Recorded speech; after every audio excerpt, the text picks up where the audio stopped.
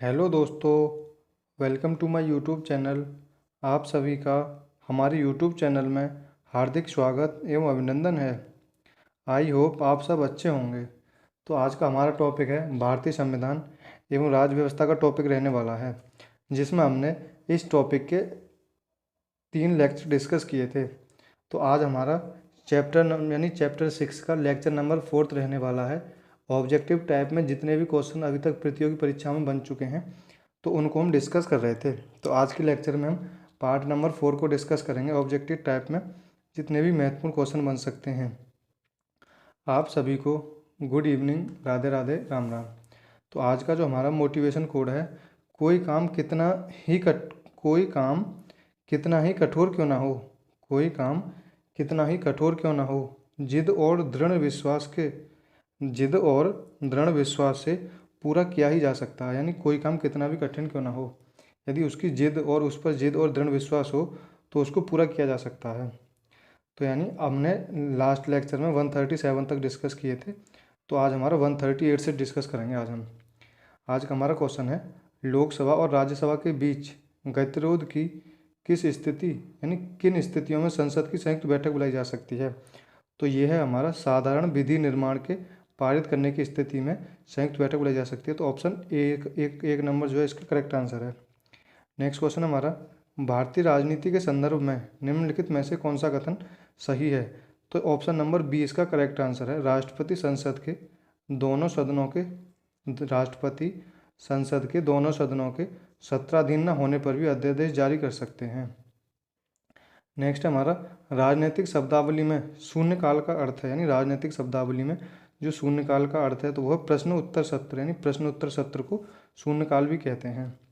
भारतीय संसद के दोनों सदनों की प्रथम संयुक्त बैठक हुई थी। तो प्रथम जो संयुक्त बैठक हुई थी वो हुई थी दहेज उन्मूलन विधेयक के संबंध में। दहेज उन्मूलन विधेयक के संबंध में हुई थी। नेक्स्ट क्वेश्चन हमारा, भारतीय संसद के दोनों सदनों की संयुक्त बैठक किस संबंध में होती है। तो ये संबंध में होती है हमारे साधारण विधेयक के संबंध में होती है। निम्नलिखित में से किसके बारे में संसदीय समिति गठित नहीं की गई है। तो अल्पसंख्यकों के कल्याण के बारे में संसदीय समिति गठित नहीं की गई है। नेक्स्ट क्वेश्चन हमारा, निम्न में से निम्न कथनों पर विचार कीजिए, यानी इसमें हमारा कौन सा करेक्ट है उसको बताना है हमारे को। 144, भारत में संसद के दोनों सदनों की संयुक्त बैठक अनुच्छेद 108 में स्वीकृत है। तो ये हमारा ऑप्शन करेक्ट है। लोकसभा तथा राज्यसभा की सर्वप्रथम संयुक्त बैठक वर्ष 1961 में हुई थी। तो ये भी हमारा सही है। भारतीय संसद के दोनों सदनों की दूसरी संयुक्त बैठक बैंकिंग सेवा आयोग निरसन बिल 1978 को पारित करने के लिए हुई थी। तो ये भी हमारा करेक्ट है। तो हमारे इसके ऑल करेक्ट, इसका करेक्ट आंसर होगा ऑल करेक्ट, यानी ऑप्शन नंबर डी होने वाला है इसका। 1 2 3 इसके सही आंसर हैं। नेक्स्ट हमारा, संसद की लोक सेवा समिति का प्रमुख कार्य है। संसद की लोक सेवा समिति का प्रमुख कार्य है शासन के वित्तीय, लेखा एवं विनियमन तथा कंट्रोलर व ऑडिटर जनरल की रिपोर्ट का परीक्षण। नेक्स्ट क्वेश्चन है हमारा, निम्न कथनों पर विचार कीजिए। तो हमें इनमें जो भी क्वेश्चन करेक्ट है उसको बताना है, यानी असत्य को बताना है। इसमें जो असत्य है उसको बताना है। तो हमारा है, संसदीय कार्य मंत्रालय कुल मिलाकर संसदीय कार्यों की मंत्रिमंडलीय समिति के निर्देशन में कार्य करता है। तो ये हमारा असत्य है। तो असत्य बताना है तो असत्य को छांट रहे हैं। विभिन्न मंत्रालयों में भारत सरकार द्वारा गठित समितियों के सदस्यों को लोकसभा अध्यक्ष नामित करता है। परिषदों, मंडलों तथा आयोग के लिए संसदीय कार्य मंत्री संसद सदस्यों को नामित करते हैं। तो हमारा ऑप्शन 2 और 3 इसका करेक्ट आंसर है। जो असत्य पूछा है इसमें असत्य है हमारा 2 और 3 इसका असत्य है। अध्यक्ष सदन के किसी भी सदस्य को बोलने से रोक सकता है और अन्य किसी सदस्य को बोलने दे सकता है। यह घटना कहलाती है। तो यह घटना कहलाती है बैठ जाना, यील्डिंग द फ्लोर, यानी यील्डिंग द फ्लोर कहलाती है। एक वर्ष में कम से कम कितनी बार संसद की बैठक होना आवश्यक है। तो संसद की 2 बार बैठक होना आवश्यक है। निम्नलिखित में से कौन सा एक व्यय भारत की संचित निधि पर भारित नहीं है। यानी संचित निधि पर जो भारित नहीं है वो है भारत के प्रधानमंत्री के वेतन और भत्ते। ये भारत की संचित निधि पर भारित नहीं है। 2G स्पेक्ट्रम कांड की जांच करने हेतु बनी संसद की संयुक्त समिति का अध्यक्ष कौन है। तो यह PC चाको इसके अध्यक्ष हैं। नेक्स्ट हमारा, भारतीय संविधान का कौन सा अनुच्छेद संसद को अंतर्राष्ट्रीय समझौते को लागू करने के लिए विधि निर्माण करने की शक्ति प्रदान करता है। तो अनुच्छेद 253 करता है, विधि निर्माण करने की शक्ति प्रदान करता है, अनुच्छेद 253 करता है। पार्लियामेंट द्वारा दिसंबर 1999 में निर्मित 1999 में निर्मित कानून के अनुसार एक नागरिक के वयस्क होने की जो कानूनी आयु है वो है 18 वर्ष। एक वयस्क नागरिक की कानूनी आयु है। 2G स्पेक्ट्रम मुद्दे की जांच करने के लिए बनाई गई संयुक्त संसदीय समिति में कुल शामिल हैं, संसदीय समिति में जो शामिल हैं तो 20 सदस्य लोकसभा से हैं और 10 सदस्य राज्यसभा से हैं। 2G स्पेक्ट्रम में संयुक्त समिति में जो सदस्य शामिल हैं तो जो 20 तो लोकसभा से हैं और 10 राज्यसभा से इसमें शामिल हैं। नेक्स्ट हमारा व्यय का अनुमान किस रूप से भारतीय संसद के समक्ष रखा जाता है? तो अनुदान का अनुरोध के समक्ष रखा जाता है। नेक्स्ट हमारा निम्नलिखित कथनों पर विचार कीजिए। लोक सेवा की संसदीय समिति सरकार के विनियोग तथा वित्त लेखाओं की जांच करती है। भारत के नियंत्रक एवं मालिका परीक्षक की रिपोर्ट की जांच करती है। तो इसमें 2 और 3 इसके करेक्ट आंसर हैं। नेक्स्ट क्वेश्चन हमारा भारतीय संसद की लोक सेवा समिति के अध्यक्ष को कौन मनोनीत करता है? तो लोकसभा अध्यक्ष जो है लोकसभा समिति के अध्यक्ष को मनोनीत करते हैं।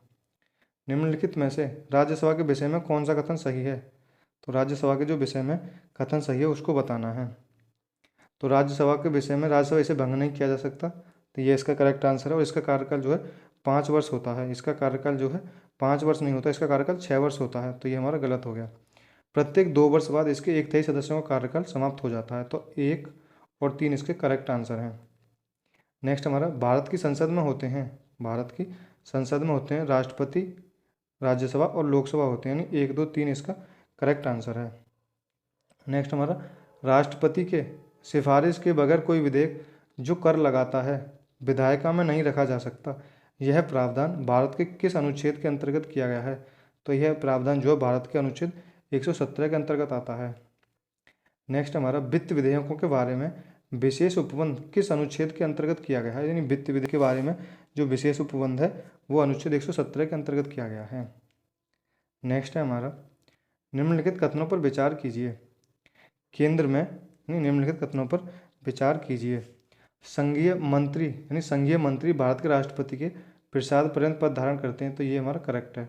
विधि निर्माण हेतु प्रस्ताव के बारे में प्रधानमंत्री राष्ट्रपति को सूचित करता है। तो ये भी हमारा करेक्ट है। इसके 2 और 3 इसके करेक्ट आंसर हैं। तो इसमें पूछा है कौन सा कथन सही है, तो 2 और 3 इसके करेक्ट आंसर हैं।